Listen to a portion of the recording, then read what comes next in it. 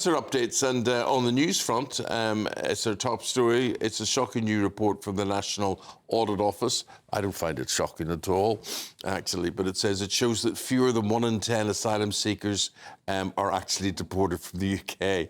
I think that's quite high, actually, for... Yeah, but that's whose claims are rejected, aren't there? There's a lot that are just still stuck in limbo. Oh, so I mean, their claims are rejected and then they're rejected? Rejected and then actually deported. Anyway. But there's a lot that aren't rejected. They're just sat in the system costing lots of money. But the report is heavily critical of Home Office monitoring as well, stating that robust data gathering is not a priority and there is a culture of tolerating and working around data that's not fit for purpose. Well, it goes on to find that the Home Office has no idea how many asylum seekers have gone missing since arriving in the country. And those findings raise fresh questions about the effectiveness of government immigration policies on the scale of unresolved asylum cases. Joining us now is broadcaster and commentator Duncan Barks. Duncan, very good to see you here. Morning. I don't know whether you laugh or cry at these stories coming in. It doesn't surprise I don't think it surprises anyone this morning. I think the Daily Mail uses the word fiasco. I think fiasco is a pretty good word to use here. And I think from what we've discovered from this National Audit Office 3-year investigation, they sampled 5,000 asylum seekers who began their claims at the beginning of 2023. I think we can conclude this morning that the Home Office is simply not fit for purpose. And this is, this is a government department that systematically over the years has not been up to scratch. And how can it be we find ourselves this morning talking about the fact that something you would hope is quite simple, the Home Office did not know how many asylum seekers had absconded, all right? And we know about the headlines that we hear about and see about here on GBNews, where we have asylum seekers who have carried out crimes, very live cases at the moment of accusations and people are being charged and investigated. How can it be that we simply do not know where people are? I think that's the most alarming part of the report, actually. But also, again, perhaps not a surprise to people, is the Home Office isn't even aware of how much this is truly costing all of us. So what we know so far in this particular report is cost you and I as taxpayers £4.9 billion. That's the financial year from 2024 to 2025. But it is believed to be, and just so we're clear, that figure is predominantly the migrant hotel cost, right? But it's believed to be a lot higher because what that figure doesn't include is legal aid for asylum seekers' lawyers and the cost borne by people's local councils, because once the asylum seekers are in a local hotel or whatever, that cost is then picked up by the council, not the government. So it's believed that 4.9 billion quid figure is actually a lot higher. Yeah, and on top of that, legal aid. Legal aid as well. Asylum seekers' lawyers. And at the moment, you're able to appeal as many times as you like. Yeah.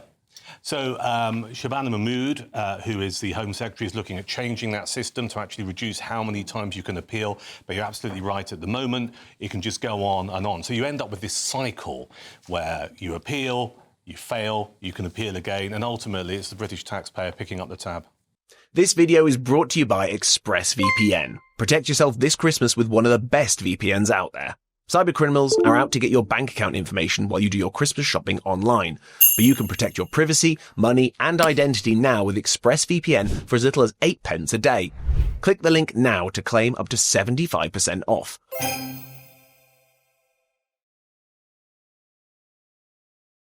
Elsewhere, David Lammy today is in Strasbourg, isn't he, pushing for changes to the ECHR. He's hoping that it will make it easier in terms of deportations. Do you think this is possible? I think potentially it is possible, but he's going to have quite quickly a bit of a flashpoint with his own backbenchers, or rather Keir Starmer will have a bit of a row with his backbenchers, because there are a lot of Labour MPs who are currently not in government who believe that the ECHR is sacrosanct and actually we shouldn't be doing anything regarding changing it or manipulating it in a certain way to make it easier to deport people from this country. So I think it makes a good headline for David Lammy, but I think the reality is very different. And then on the front page of the Daily Telegraph today, I thought this was really interesting. Jordan Bardella, so he's the French presidential frontrunner by a long way, actually. But he met Nigel Farage yesterday for lunch, saying that he thinks he's going to be the next Prime Minister here in Britain, and he thinks he's going to be the next French president, and together they can work to stop the boats. Yeah, this is a really interesting story. So it's the first time that these two guys have met, and the Telegraph has got an interview with Bardella, who is believed will be the next French president in about a year and a half. telegraph. That's when the French elections are. Of course, in this country, we have about 3.5 years before a general election, so a little bit longer before possibly Nigel Farage becomes the next Prime Minister.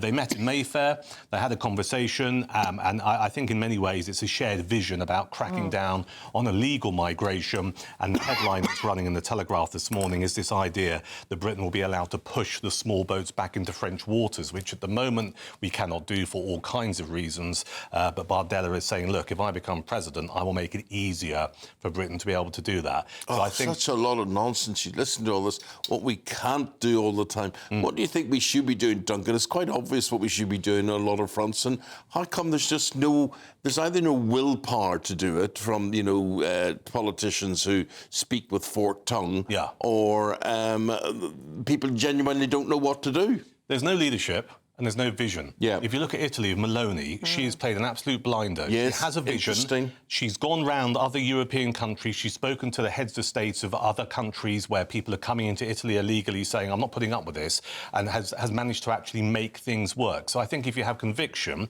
if you have leadership, and you have someone who's got the personality and charisma, you can actually make a difference. Whereas Starmer's approach to things is to suck up to everybody, to hug everybody, and to be everybody's mate. I think, he doesn't like to hug, doesn't he? He does. He likes a hug. Bear hugs. Bear hugs. Shudder. What I find really interesting about what Starmer has attempted to do is everything in the last 18 months has failed. I mean, I was thinking about this when I was driving in earlier. We had this initial announcement, didn't we? Loads more funding to the French government to stop the boats coming off the beaches in France. Oh, that didn't work. Then we had an announcement about this bizarre one-in, one-out policy. That's not worked. And it goes back to the point you made, Eamon.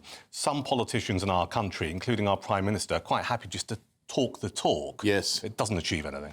But, you talk the talk. Who pays the bills? We do. pay the bills all the time. Always the taxpayer picking up the tab. Always, always. And, when people talk about, this country has no money and we're all broke and whatever it is, put me in the Treasury. I'll sort it out in no time. You're not having that. You aren't having that. Forget that. We don't need that. Send them all home. Do this. The thing is, unbelievable. We have money. Yeah. Right? We do have money. It's just it's spent in different places. And, I know people who've worked in the civil service for years, including people who used to work in the Home Office. They will tell you there's a massive amount of waste, as there is in every government department. There are choices that are being made where to spend the money. Again, it comes back to leadership and having a vision. And I think we're reaching quite quickly a crunch point in this country where we need a leader who is prepared to make some really, really tough choices. And this gets us into all kinds of areas that aren't necessarily vote winners. At some point, someone's going to have to make a decision about the triple lock on pensions, right? Because that is a massive bill, and there are very solid arguments on both sides of that particular issue. But it's costing us a lot of money. Can we continue with the triple lock? Some political parties will say yes. Others will say it is simply unsustainable. At some point, we need a political leader and a party who's prepared to make some really tough decisions. OK. No decision has been made on the IRA informer who was put in there by the Home Office in Northern Ireland, Freddie Scappacici, known as Stakeknife. The Home Office don't seem to want to name this guy and whatever. Don't know if you've been following this case. We're going to talk to Peter Blexley very shortly, former Met Police detective. But Scappacici is dead. Yep. Right? He's dead. Yep. I don't see who it harms by name. Everybody knows who he is. Everybody knows he was Stakeknife. But the official line from the government, who would fly him on holiday, pay him huge sums of money, whatever, he apparently was responsible for the deaths of 17 people. And he's not being named. No, it's MI5, isn't it, who are very reluctant to give too much information about this. And I think probably if we open up this can of worms, we'll start to see that decisions have been made in the past that probably will come back and haunt MI5. And it's this really complex issue about if you have someone who is undercover, for example, in a terrorist organisation, how far do you let them go in penetrating that organisation and actually carrying out some pretty horrendous crimes in the name of ultimately gathering intelligence. It'll be interesting to see how this story develops. Yeah, it certainly will be. Thank you very much, Dr.